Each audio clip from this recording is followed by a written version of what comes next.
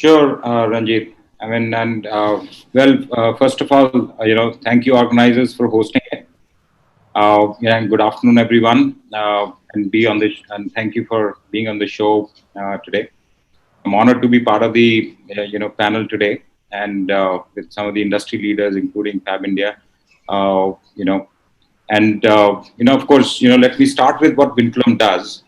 Vinculum enables end-to-end omni-channel retailing. So when we say end-to-end omni-channel retailing, it is right from managing and curating the content, so the product information that you see on different channels and so on, and from various channels, our system makes it ready to makes the content ready to for the channels to absorb, and then we use our integrations and with all the marketplaces, with 3PLs, with e-wallets, and many other third-party platforms, which provides a seamless, cross-channel customer experience. So that's the first thing and the foremost thing that we do. We orchestrate all the orders from across the offline and online channels, and we use the customer's business rules to route it, to the required fulfillment center, be it a store, a dedicated fulfillment center, or like fulfilled by the merchant or the marketplace itself, or to your own DC. Engage the right partner using our integrations with them for delivery and or for pickup. Pickup. Let's say if the customer has chosen to pick up the product from the store and so on. So overall, these two components, take care of the end-to-end, process of the omni-channel retailing. And when we say omni-channel retailing or omni-channel commerce, there's a lot that goes behind it.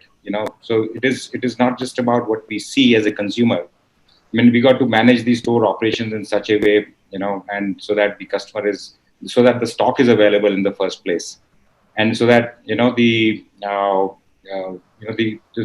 chosen store has the right assortment, the right color, the right size, and so on.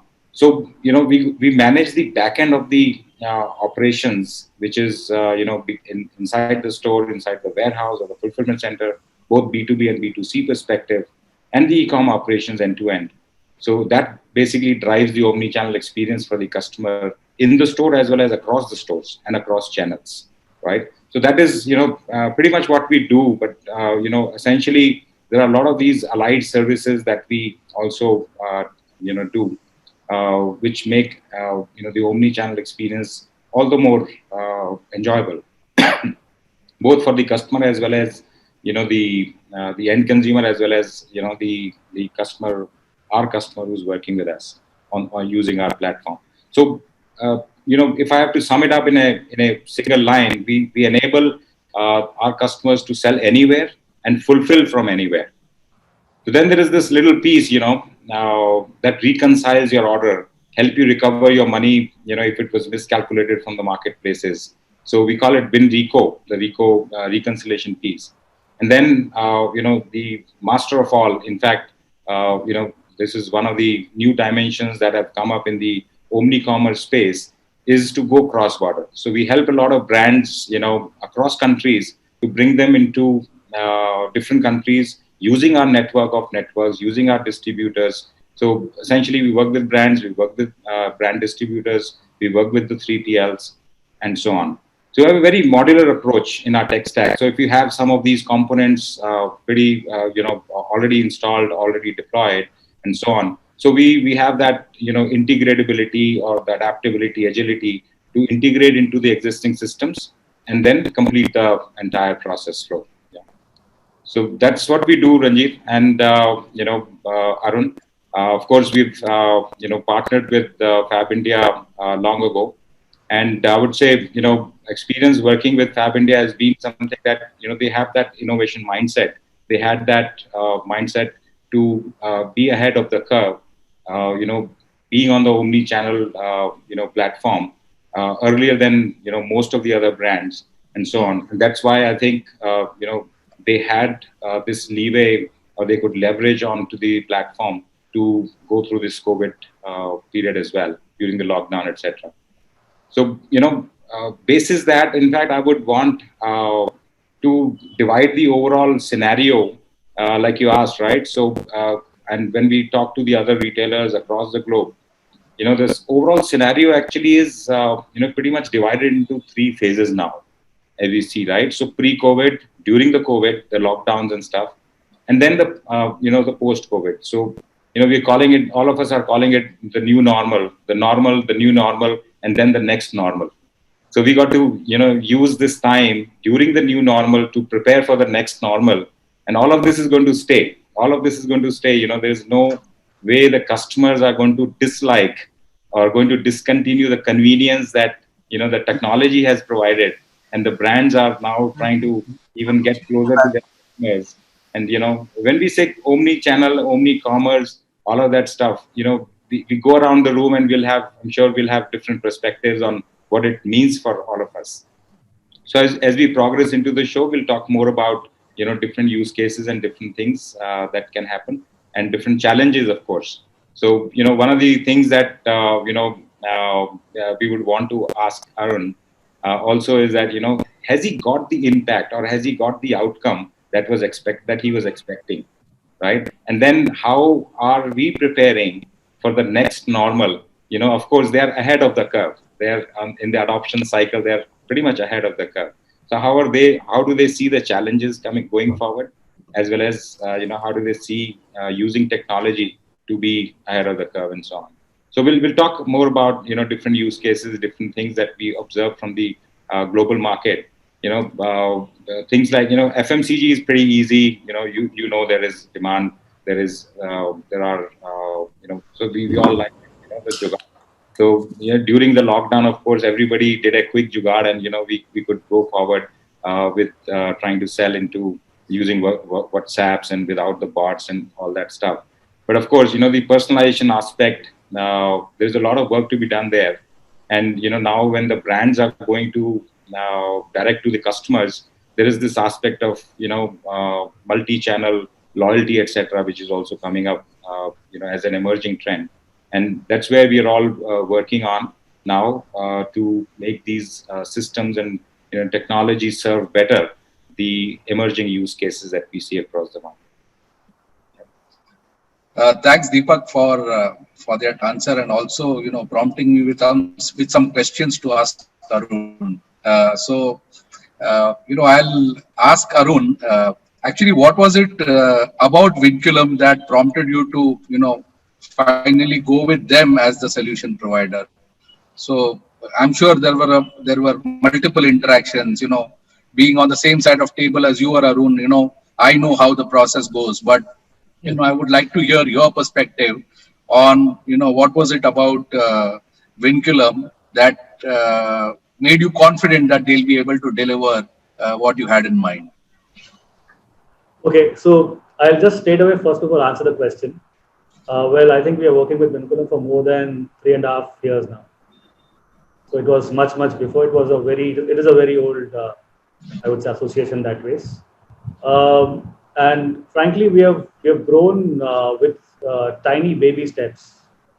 By that I mean, we were very clear in terms of what we wanted to do as far as the word omnichannel is concerned. People use this a lot across all discussions as far as retail is concerned. But we were very clear what we wanted to do. We wanted to primarily establish a very simple single view of customer as far as marketing is concerned, and a single view of merchandise and stock as far as the customer is concerned. So 2 pillars. Primarily customer being at the center. Wherever the customer goes, whichever ways, the customer can go to the site, the customer can go to the mobile app, the customer can go to the store, or anywhere, wherever Fabindia is available. The offering for the customer should remain same. That was our objective. Now, having said that, how do we enable that? So we wanted a system which could seamlessly, I would say, bring in that stock offering to the customer. So for example, when we talk about the stores, you will find an app in the store which will give you the stock view for all the stores across the country. We have about 350 odd stores, but this particular application will show stocks for about 120 stores plus a couple of warehouses that we have. Now, we are a very complex business that way. if you look at the supply chain in the back end in terms of the way we manufacture goods, and plus in terms of the range of services that we have, again, starting from apparel to furniture to organic foods to personal care. Having said that, so for example, we serve furniture from one of our warehouses in Jaipur, which delivers across the country. For personal care and organic foods, we have a warehouse in Delhi which serves it across the country. Now, for apparel, we have 2 different warehouses, and then plus we also have stores. And again, for home, we have a different warehouse. So we had to figure out a way to seamlessly handle this entire allocation of orders based on a category, at the same time the customer's proximity. So now, when pre-COVID, it was fairly simple. We had grown this step by step. We started allocating, or I would say, working with like 2-3 stores to start with. Keep the operations small. Look at it in a very, very concentrated way. And then subsequently, we increased the number of stores to 10, 20, 50, 100, 120. And this journey I had taken almost 3.5 years. That's the way we worked upon it. So we exactly knew what we were doing. We were making mistakes. We were correcting them. We were improving our processes, both internally within our team, at the same time externally with our tech partners as well. That was, I would say, the step. Now, pre-COVID, it was all fine. We were actually delivering our SLAs, our integrations with couriers, our stores. We had dedicated people working on the online orders for the stores. And we were absolutely, I would say, 70 to 80% there as far as a full omni-channel ecosystem is concerned. And it was going very well.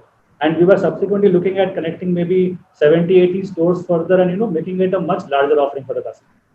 Now, while we were doing all this, the COVID thing happened. And suddenly we figured out that, you have to close all your stores. And then suddenly we figured out that you have to close your warehouses also. But the online site was open. So what we did on the site is we gave a very, very simple, I would say, a structured message to the customer saying that, okay, fine, our stores are closed, our warehouse is closed. You can place the order, but obviously we will not deliver it till the time the lockdown opens up. And frankly, we were really surprised. And it was the first banner, the first message on the banner was exactly this. We were very clear that we won't be able to deliver, but yes, you can still place your order. So we took in orders. Even during March, April, we did take orders. The other thing that we did was we also did disable COD. Okay. We said, during this time, it doesn't make sense to have COD service. So subsequently, we could see that the orders went down, but the moment the first phase of the lockdown got opened up slightly, we could see the orders going back up again. And the very first surprise was in our organic foods and personal care business, we were almost 5x the regular time period. So, if we were doing like 10,000 units a day, we were doing like literally 50,000 units a day. It was absolutely crazy. And during that time also, there were permissions to open up and work from the warehouse. So we really had to change our processes instantly and, had that capacity and system of handling 5x orders. And we did manage that through multiple support systems, obviously. So we could take care of, the orders coming in for the organic foods and personal and beauty, because those were defined as essentials for us. And we still kept the store shipping locked down, because we couldn't really even open the stores. Subsequently, the stores started opening, and this was also again trickling. So we had a lot of pent-up orders, which we had to service from the warehouse, at the same time from the stores as well. So whichever stores opened up, we started slowly, in terms of shipping from the stores again. And then we also figured out that some stores open up. Alternate days, some stores open up. Once in a week, some stores open up. 3 times in a week, it was absolute chaos. But the ease of managing the allocation and reallocation and whatever developments we needed quickly to kind of change the allocation methodology, we could all get that done. So in that process, I would say we also learned a lot. And, whenever something like this happens, how do we manage and how do we keep our customers engaged? We did really, I would say, reach out to our customers saying that, we will be delayed, but yes, we are also shipping now. So this entire the ecosystem which we set up pre-COVID actually helped us manage the entire process. There was a time when we were actually falling short of stocks in the warehouse for our personal care and organic food section, and we actually started shipping them also from the stores. So the ease of switching off, switching on, category, subcategory, all that was very, very successfully managed at the back end. And that's what enabled us to service our orders. And I'm telling you, it's still going on. That particular trend is still going on. And we are still about 3-4x of what we used to do as far as the regular times. So that's our journey. I'm open to any specific questions from here. Thank you.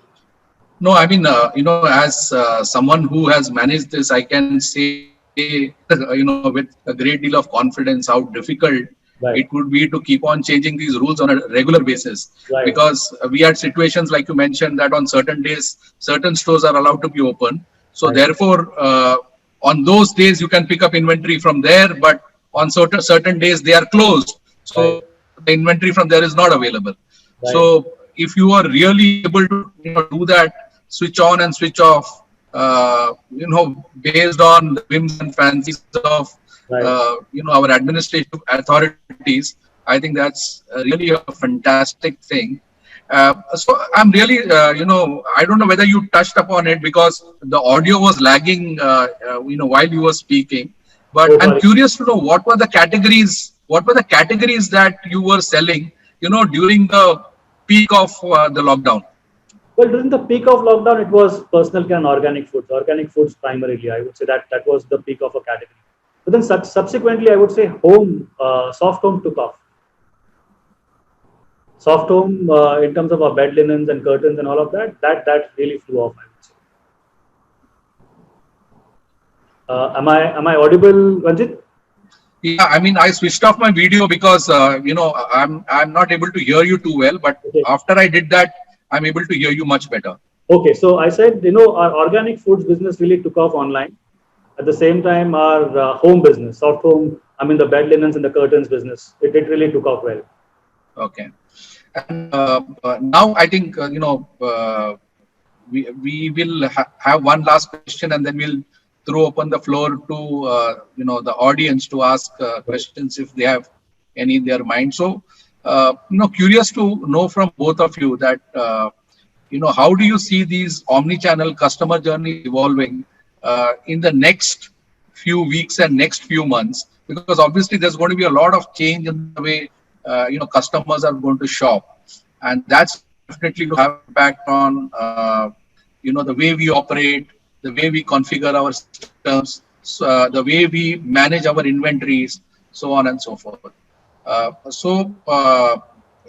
First, Arun, if you could tell me from your point of view, what is it that you think, and then Deepak from a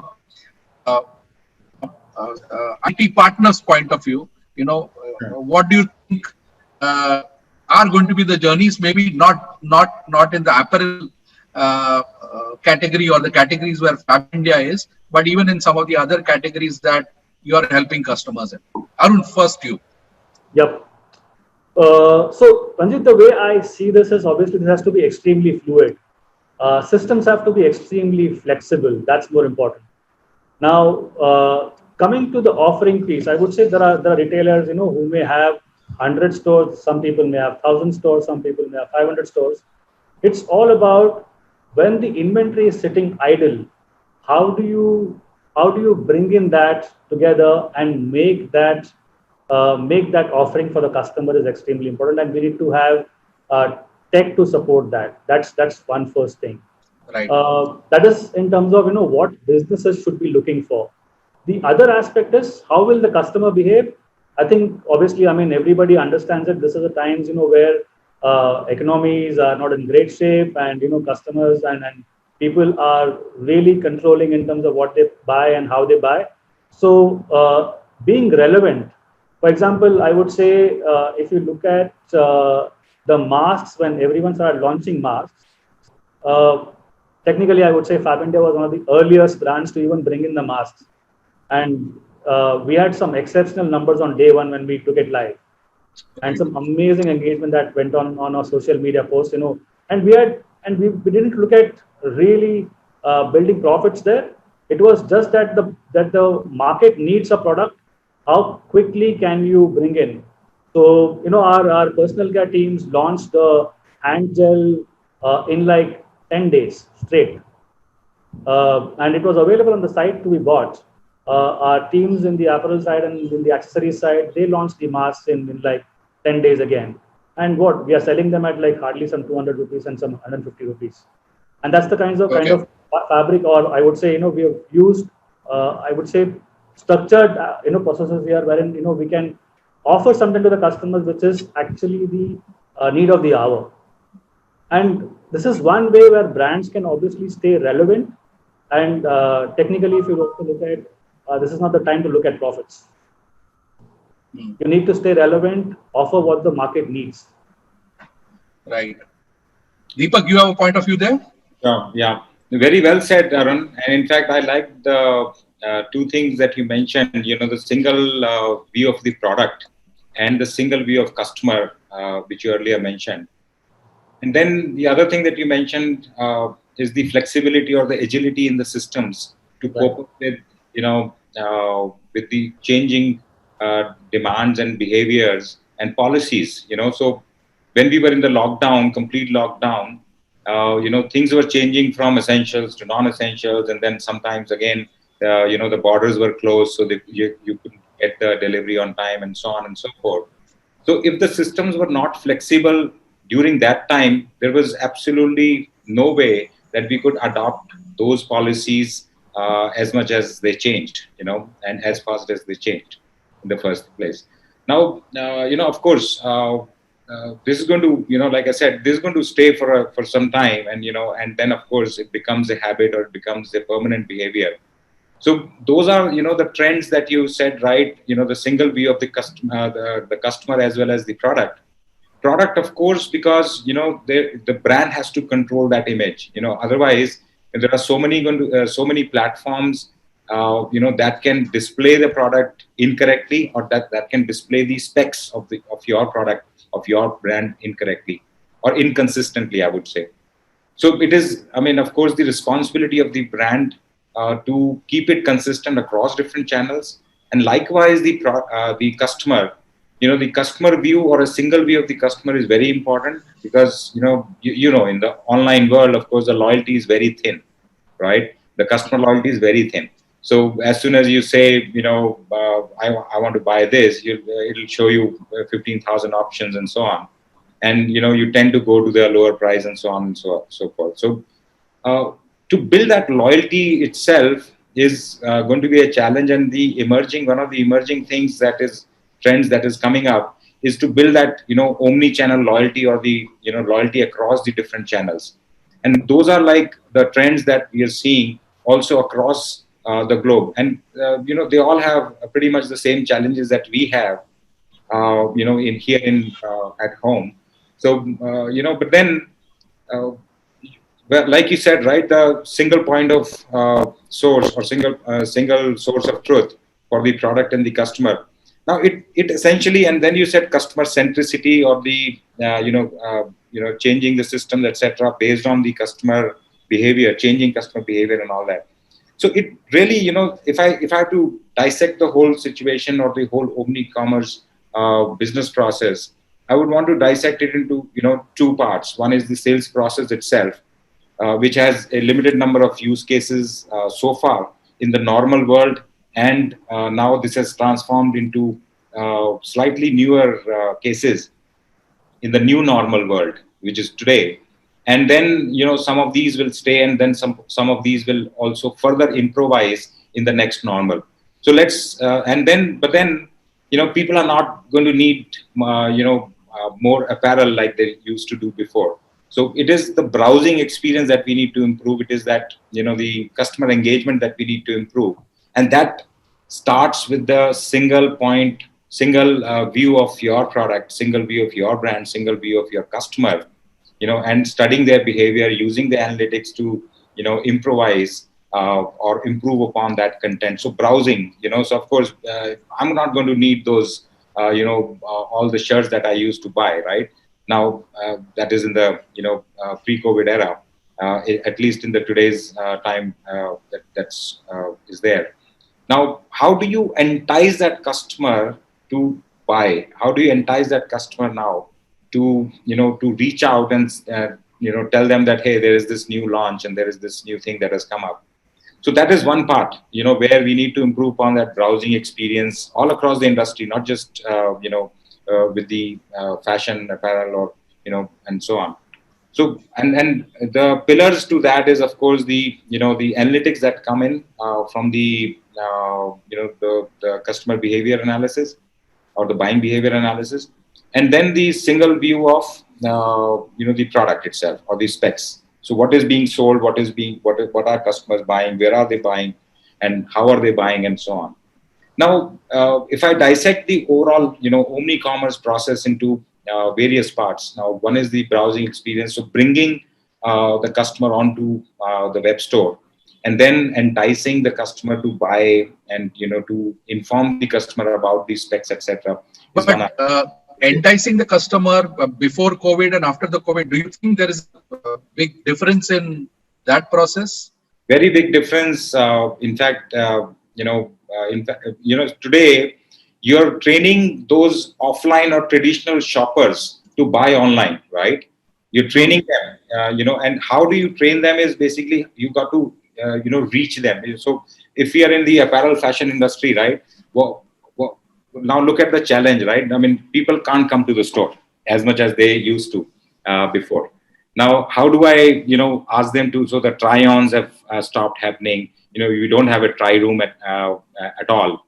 Now, how do I make a customer, or how do I convince a customer to buy? How do I convince it? So I have to relax my, the return policies and so on, or I have to, bring, make the technology so agile that you can create your basket, and then I have to bring it to you as a consumer that you can try it on, and and then it is not about the product, it is about how you make them feel, right? The loyalty begins when you make a customer feel great about your products, about your brand, and all the aspects of safety and the delivery, the speed, the execution, the customer care, the support, after sales, the try-ons, and if I can bring the basket to your house, saying that you can try that on, and I can bring it back, whatever you did not like, and so on and so forth. So that's the care that I'm going to give now as a brand owner to my customers, and that is where the technology needs to shape up.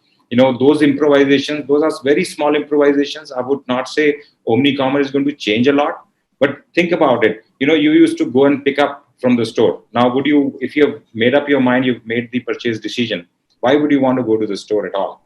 You would rather want to, get it delivered, or even if you want to, just confirm the size, etc., or confirm the color, look at the touch and feel kind of stuff, right? You would still be allowed to now, pick it up from the curbside. So that but those were journeys that were existing earlier also. But I agree to your point that now that's going to be something that's going to become more commonplace than it was earlier. So earlier that was more theoretical. Now it looks like it's going to become practical. So Arun, I just wanted to understand from you, with so many marriages taking place on Zoom these days, are you seeing more sales of kurtas than pajamas? Well, frankly, as I said, people are buying essentials now, and they're buying beds and curtains. Beds and curtains.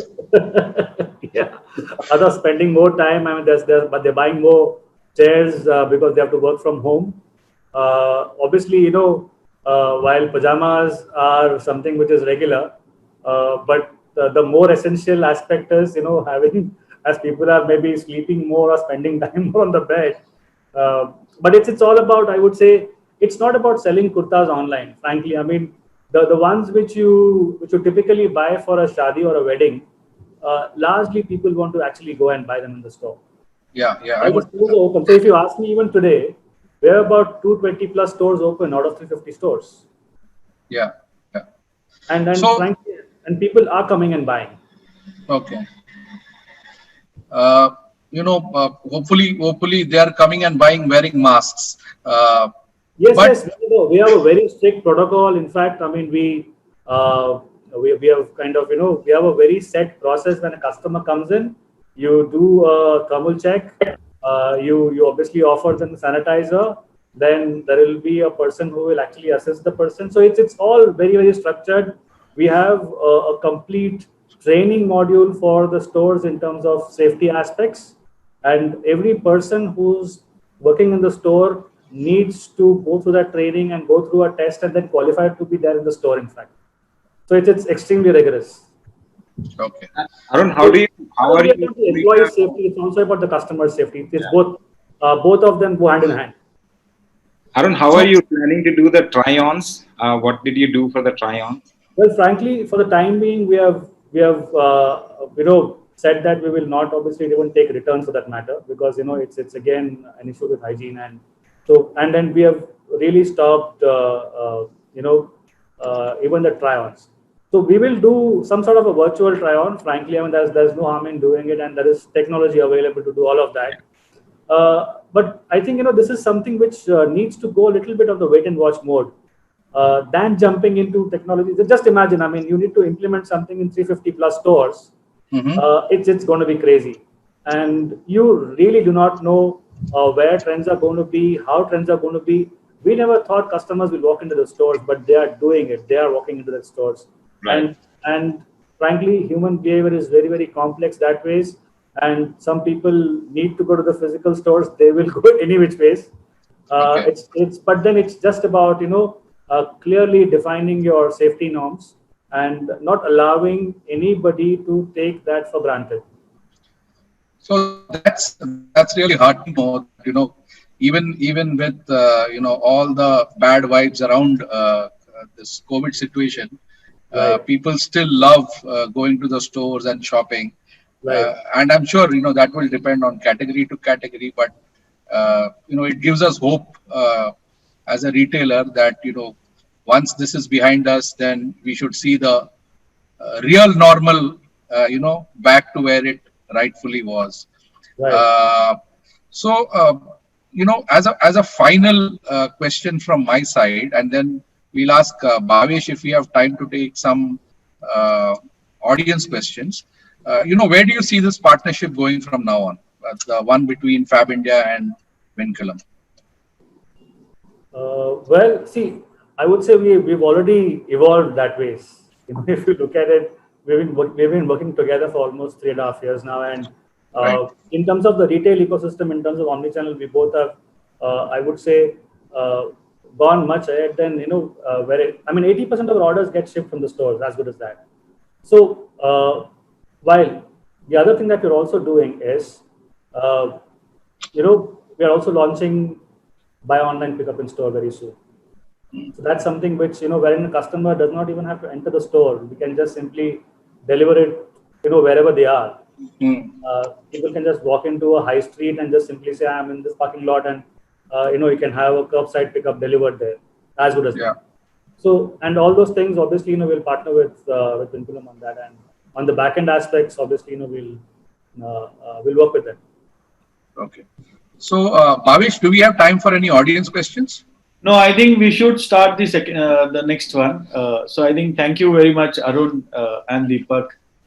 Ranjit, let's start the second case study. Whatever questions are there, we can take it offline, and the esteemed panelists can reply it on the chat also. Should we reply some of these online? Like I can. Yeah. Please go ahead and reply it online. Sure. Thanks, Arun. Ranjit, let's start the second one, the second case study. Sure. Thanks, Arun. Thanks, Deepak. Thank you. Nice chatting with you.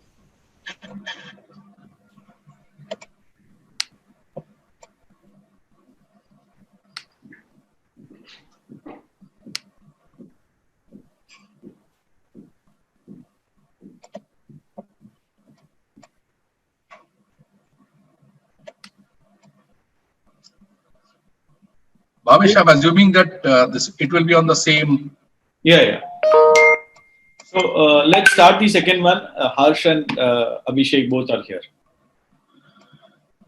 Okay, so again, for people who have just joined, my name is Ranjit Satyanath, and I've been a retail tech practitioner since the last several years. I hope all of you are staying safe.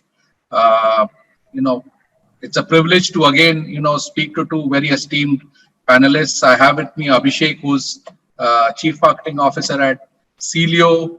Harsh is co-founder of Find, omni-channel services partner.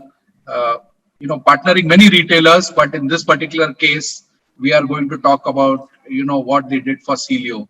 So Abhishek, would you just like to start off proceedings by introducing, doing a better job than what I have done of introducing yourself and Celio, and talk about the problem statement, which you went to find, and give us a brief idea of the kind of solution that they provided. Hi everybody. Hi Ranjit. Thanks for that. So my name is Abhishek Shetty, and I head marketing, e-commerce, and omni-channel for the French menswear fashion brand called Celio. We've been now in the country for about close to 11 years. We have about 600 points of sale across 160 odd cities, and presence across most marketplaces, offline and online as well. So that's a bit about myself and Celio. Interestingly and thankfully, and I say thankfully because of the current pandemic situation, we started on this omni-channel journey, or we started planning it about close to 3.5 years back. That's when we started working with Find. Actually, we started working with Find much before we even started or were contemplating of our e-commerce journey across various other solutions that they had to offer over the years. Interestingly, we went through an entire digital transformation phase where we wanted to identify what are some of the things that are going to make us future ready, right? Obviously, there's been a huge digital escalation in the recent times, but I think some of the problems that we wanted to solve back then specifically was how do we optimize inventory, right? I think a very typical historical retail problems where, especially in a country like India, where you have so many different channels, and if you have inventory parked in each of those channels, your business is not very efficient at the end of the day, right? So how do you optimize inventory? How do you build channel efficiency? How do you enhance customer experience? With e-commerce growing, we also saw a growing comfort with our consumers when it came to shopping on various digital channels. We saw flexibility building in terms of offline to online pickup and the reverse happening, right? So how do you aid customer experience and take it to the next level? One of the other challenges that we were trying to solve also was franchisee deployment. Right. And today's generation, I think we treat franchisees sometimes as another company altogether. The inventory is treated separately. Again, not a very, very efficient system. So we wanted to say, how can we help make our franchisee partners' inventory also a lot more efficient? And I think lastly, which might not have been a very conscious effort, but something that happened as a matter of fact, was price consistency. I think this is still sort of work in progress, but I think building an underlying tech layer with the help of Find has helped us build price consistencies across platforms. I think these are some of the problems that Find has helped us solve over the years, and we're only looking to go deeper and deeper in terms of integrations on these parameters. So Harsh, welcome to this panel. If you can just introduce Find, and I was going through your product offerings, and I could find something for almost every retailer there.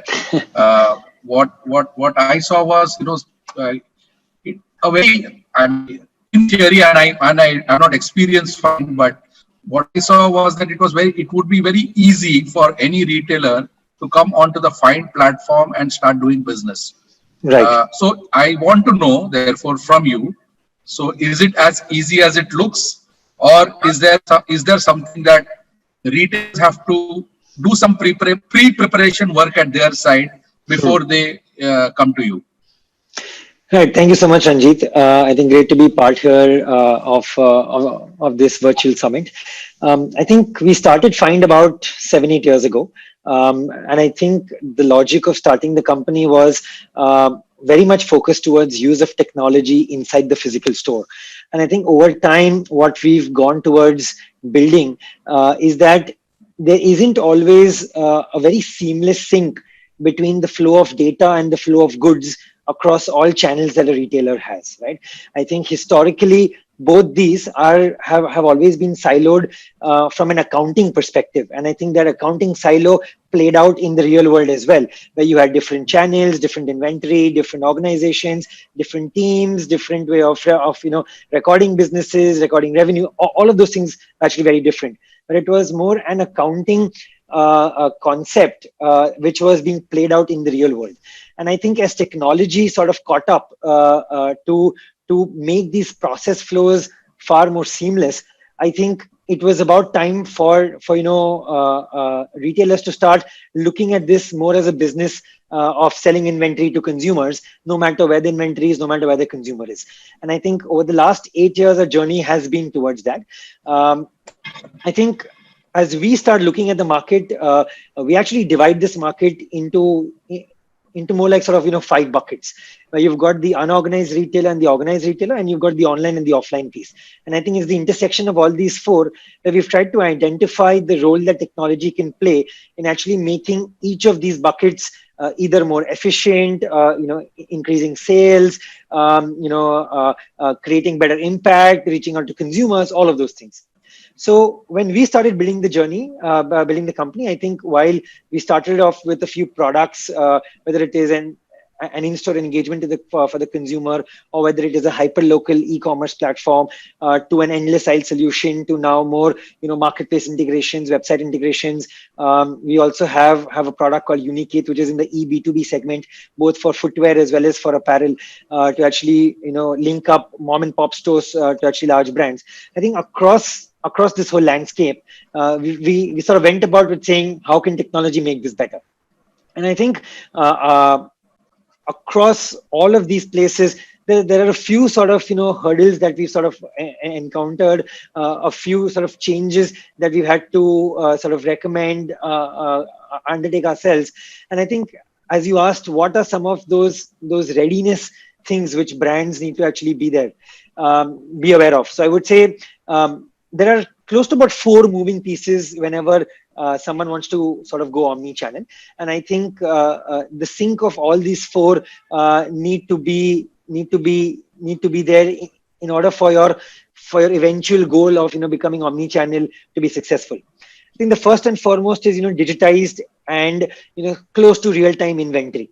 Right. So across all your selling points, whether they are MBOs, EBOs, franchisees, COCO stores, I think the ability to have a near real-time system which accesses or which can give you access to inventory becomes one critical component. Right. And I think that's where the journey starts off. You sort of sync that with the digital catalog of the products that are there in your store. So I think, again, historically, e-commerce is usually looked upon as a liquidation of old season merchandise, or, part sort of new season merchandise coming in there. So your content creation would always be in lag with what is actually hitting your stores. But I think in the omni-channel world, all of both these things need to be in sync. So your content creation goes not just from an e-commerce perspective for products that you haven't sold for, but it actually now comes top of the line, where every time something hits your store, you need to be sure that you have the content available to list this across all places there at the same time when it hits the store. So that's the second piece of it. The third piece of it is actually the pricing. So Abhishek spoke about how it definitely is a challenge to maintain pricing parity across different channels. You come across marketplaces doing discounting on their own, even though you've given certain prices, or you come across e-commerce channels saying that I want to run an anniversary sale and so on and so forth. But I think pricing becomes the third angle which has to be sort of in sync. And I think the fourth and the most important is how do you align existing organizational structures and reporting structures in order to sort of sync that with the way of doing business. So, again, initially everyone spoke of how omni-channel is the prerogative of the e-commerce team. But I fundamentally believe that actually more so is the prerogative of the retail ops team also, because at the end of the day, fulfillment, processing, customer support, all of that is linchpin on the retail ops team as well. So I think Correct. how do you sort of blur these boundaries within the organization to ensure that you set the right metrics, KRAs, and the reporting structures in order to make omni-channel work. So I would say these are the four major changes that the organization needs to do. And I completely agree with it. And of those four pillars that you mentioned, for me personally, the most fascinating one is inventory, because I also believe that, at least again in my experience, that has been the most difficult to achieve. I again bring this to Abhishek. So how difficult was it to have this perfect sync in inventory between your transactional systems and the Find platform? Because you can do all sorts of things, and I know it's more of a journey, and you discover problems along the way till you finally feel that this is the best I can do. So, and if you make those tweaks too aggressive, then you have missed orders, and if it is too loose, then you have back orders. So I just wanted to get a sense from you on how did you ensure that perfect sync, because you have a lot of stores, and getting all the inventory right up on one platform would have been very difficult. And I want some of the members of the audience to take a leaf out of your book and figure out how you managed to do it. So, I think very interesting question. So I think everything that we spoke about so far sounds at the base of it just seems like technology coming in and changing lives, but unfortunately it's not that easy, and it wasn't very easy. A lot of these information is sitting in silos, right, in different parts of the organization. Your inventory is in transit, for example. Your inventory is sitting with MBO players who still follow a very traditional old bookkeeping system, etc. So bringing all of this onto one platform and making it work and also talk to each other, which is the more critical aspect, is very, very challenging.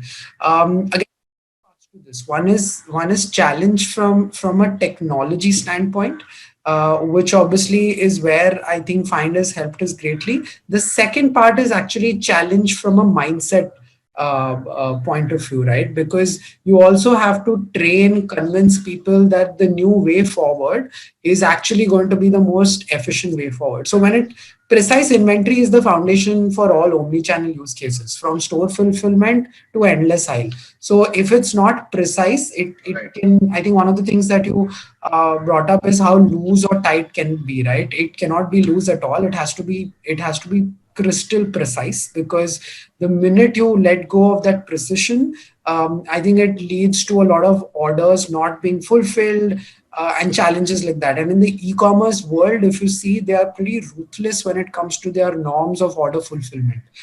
You can't afford to play around. So we had to be pretty bang on right from day one in terms of what we were getting at.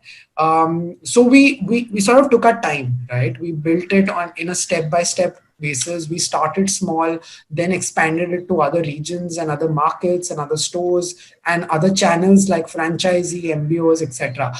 So the step-by-step deployment really helped us. But even today, if I have to talk, and I think Harsh is aware of this, we come across new cases every day. We come across new ideas every day. The importance is agility. The importance is being quickly understanding how the consumer side of business side of things is quickly changing, and even the B2B side of things is quickly changing, and adapting to this, right? I mean, I think as we speak, I've honestly lost track of the number of projects that Find is currently managing for us. Because I think suddenly since the pandemic came in, we've probably thought about 7 to 8 new projects that we want to try out. So I think that's the advantage with technology, but also the challenge that you need to constantly overcome. So, actually on this, Ranjit, there are sort of two aspects that I want to talk about on the inventory piece specifically. I think the first and foremost is the way POS systems in this country are, they're actually more accounting software than actually inventory systems, right? And I think I mean it's a slight difference, but I think it makes a world of difference when it comes to using that in order to power omni-channel. I think there are a lot of solutions in the industry which will give you a software which you will have to install, which you'll have to migrate from your existing software to this new software, and the software will be it essentially, right? But I think one of the first things that Find did right from the very day one is that we will work with any system that you have in an existing scenario whatsoever.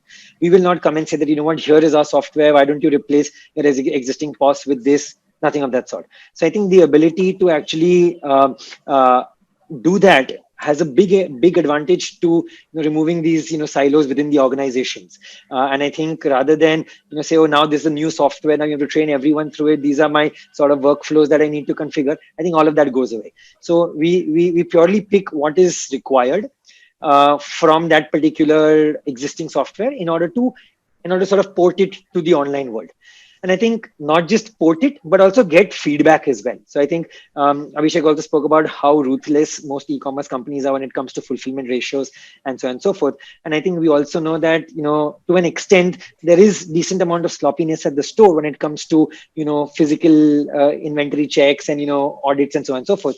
Because for some reason, barcode is not being able to scan. So you'll scan a barcode of some other product of the same price, and now your system is showing something different, or something has been returned but it's in a damaged condition, so you can't really sell it. So I think getting that feedback back to figuring out what haircut should be applied dynamically on a particular item level, I think that's also a very important piece in actually maintaining the accuracy of inventory. Right. I agree completely. So Abhishek, I'm going to sort of put you in a spot and ask you, what is a bigger problem to solve, the people/organizational problem or the tech problem? So for me, from an internal standpoint, I think I can put the load of solving the tech problem on Harsh. I think we take the easy way out over there because, honestly, they come in as the specialists and do most of the problem solving. Obviously, we have our internal IT teams also doing a lot of working very, very closely with them. But if I have to honestly say, I think the biggest challenge once you have these systems implemented is actually overcoming the mindset change, right? I mean, especially when you're trying to build a multi-channel approach and today you're telling, a store employee that, hey, you have to use your store inventory to fulfill an order which comes from a Myntra or an Amazon, for example. And he'll be like, why the hell should I do that? Right? It doesn't make logical sense initially to them. But from an organizational standpoint, when they sort of start understanding that this only improves four-wall economics, right? So today, if your per square foot productivity is X, because of a multi-channel system, you're able to take it up to probably X+2 or X+3. So your entire four-wall economics in that particular store is changing. So it's always, I think, been a bigger challenge. And I think what Harsh very rightly pointed out is there are a lot of legacy softwares today still being used in the brick and mortar retail world. If you actually go, some of these brands are still sitting on very age-old, maybe even SAP systems for that matter, which have been highly outdated. The problem is because the organizations fear tomorrow when they update these systems, there's going to be a challenge with respect to training and development, getting people up to speed. It's going to take a significant hit on how you do your day-to-day sales and run your operations. So mindset challenge is very, very critical. And I think from that point of view, while the world digitally escalates, I think you also need to be, as an organization, you also need to be ready to escalate with the rest of the world. So you need to build a digital mindset initially. So for us, we launched a lot of L&D programs. We launched a lot of incentive programs for the consumers to build. We built a lot of case studies, right? So the long-term impact of implementing such systems are that it also, apart from improving your store productivity, it also improves consumer stickiness. which is quite interesting, right? So if you take, for example, interestingly, what we've seen is we've seen an improvement in NPS scores, store productivity, consumer stickiness, customer lifetime value going as high as in the range of 30 to 40% in stores which sort of have a very active omni-channel system going on for them. Now you might say these might be your high throughput stores. Naturally the first thought comes, like an HSP does really well because the footfalls is higher. Obviously consumers are a little bit more evolved over there, but we actually tested it in some of the smaller cities, which intuitively you might say might not give the best results, but surprisingly, right? So stores which adapt to this new normal are sort of seeing better results when it comes to consumer stickiness as well. So yeah, I think we had to, as an organization, we sort of focused a lot of efforts on solving that problem. I mean, very, very well said, and I think the sum and substance of what you said is the bigger problem is always going to be the organizational problem, and but that's something that you need to solve, and Correct. you have people from different eras with different technological backgrounds coming together, and to get them on the same page, think alike, and move them in an area which has not been explored before is going to take a lot of time. In that sense, it's easier to implement technology because you can rely on a partner to do it. But if you want to change something within the organization, you don't have a partner to do it. You have to do it yourself. Correct. Correct. And having said that, how do you really, Abhishek, measure your omni-channel performance? So you said that having done whatever you did over the past few years, actually, you've seen a steady increase in various matrices. But it will be interesting to know how Celio really monitors these parameters, because one of the things that's also changing and what's difficult for organizations to adapt to is that the things that we were measuring, say, 4 or 5 years ago, is no longer relevant today. Today we have to manage and measure a completely different set of numbers. So would like to know from you, what is it that you are measuring? Correct. So I think again, great question, and I think this is a work in progress debate as to what are the metrics and how do you sort of keep the vanity metrics aside, right? I think one of the things, obviously, which is crystal clear is the number of omni-channel transactions today that you're clocking. It's one thing that stands out, stares in your face every day. But we've also been working with Find to say, how do we build a dashboard to monitor more relevant metrics on a day by day basis. So I think some of the things that we are going to evolve into, or we've already started looking into, is how much cross channel collaboration or fulfillment is happening.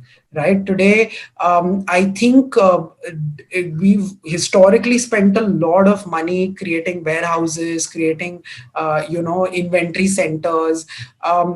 Suddenly, because of technology, you can use your stores or your 600 plus network that you have across the country as sort of small mini warehouses, right? So instead of dispatching the unit from a warehouse which might be located in a Bhiwandi in Bombay to a customer who's sitting in Punjab, you can actually dispatch that inventory from a Punjab store. It saves cost. B, it's more optimized. C, it's faster. Right. So one is we are looking into metrics that we never imagined would sort of relate to this, are things like customer lifetime value. Is the same customer who shopped at my store, is he also shopping online? If he's a multi-channel customer who's leveraged omni-channel, how quick is his acceleration from, say, a normal customer to a star or a loyal customer? And interestingly, we've seen 30% more customers who use a multi-channel approach become a star or a loyal customer in a much faster amount of time. Second is the IPT data, right? So items per transaction, I think again is a metric where we are seeing great improvement. See, the two main areas that I think the omni-channel approach has helped us on is, I think, reducing stockouts. So when a customer comes in during the time of sale, which is a very high throughput time, very often you lose sales because customer does not find the right color or the right size, and that problem can be solved. So if your stock out opportunities are going down by 30-40%, that means your omni channel is a huge success. So we've been actually tracking stock out sales that we are sort of losing, not just within our own ecosystem of stores, but also within the shop in shops and the MBO outlet ecosystem. Is there a way? Sorry for cutting you. Is there? But what you touched upon is like a very fascinating topic. Do you have a way of correlating your stockouts with your lost sales? So one of the ways we have done over the years is by implementing a feedback loop. So while it's not 100% robust system, but there are two things that we do. One is we do it through the feedback system, whereby we categorically ask the users that if you're not buying a particular product, is it because you didn't find it in your particular size or color or requirement, right? And then we also manually reach out to him, pick up a phone and say, can we get this product? And a lot of times, surprisingly, they tell us, yes, I do want the product, but I couldn't find it in my size. Can you fulfill it for me? So we actually are generating a lot of transactions through this. The other route is a more manual approach where the store manager actually informs us on a day-to-day basis. I was able to reduce X number of orders, stock out opportunities because of this omni-channel system. An endless aisle system. The third area that we're building this into is to say an endless aisle, right? Today, I think productivity is becoming more and more important. Store sizes are shrinking. I think 7-10 years back, average store sizes used to be 1,500 to 2,000 square foot stores, single brand stores. I think that sort of gradually come down. So productivity becomes important. Your inventory capability, stocking capability at the store goes down, right? So how do you leverage this? Now, for example, let me give you an internal example. We have some stores which get categorized as category B stores, but in terms of potential can become a category A stores. But purely because of the size, we are not able to leverage it. Now, what we do in those stores is we build an endless aisle again through the Find system. We sort of built additional stacks on that to say that we are going to try and show a digital catalog of the same products that are there in a category A store. And then can we get this category B store to start performing like a category A store? So in the last 1 year, we've converted about close to 5 to 6 stores from your category B level to our category A level purely through a digital catalog system. Right. So that's where it becomes interesting. The possibilities are endless. And honestly, it's not like day one, we sort of figured that we want to do all these things together. It's still sort of work in development. I think Harsh and his team comes up to us with a lot of case studies that they've seen across the industries or ideas. And we are sort of always happy to try and test them out in the market. So I think it's been a reasonably good, successful story for us in that sense. I had one more question, but I think it was a most fascinating discussion. We did not realize that we are out of time. Thank you so much for that engaging discussion. I picked up a lot of points from you, Abhishek, and from you, Harsh. And I hope to keep interacting with you on various platforms. Thanks, Bhavesh, for the opportunity. We'll catch up later. Thanks, Ranjit. Thank you so much. Thanks, Harsh. Thanks, sir.